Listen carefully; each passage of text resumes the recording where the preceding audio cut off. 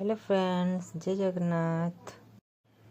तो इता कि आपण माने के जिनछन काना कहसन कहून चलन मुई कहि दउछे। इटा के हमर आडे कहसन गुआ सेमी।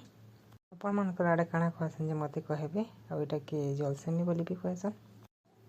कड़े रे तेल बसामा। तेल टिके गरम हे गला परे आमे सोरिष के दे दमा।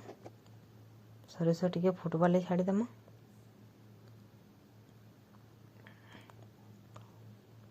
सोरिष टिके फुटी गला परे आमे जेन गुआ सेमी के काटी के रखी पकड़मा। गुआ सेमी के भलसे फ्राए करमा।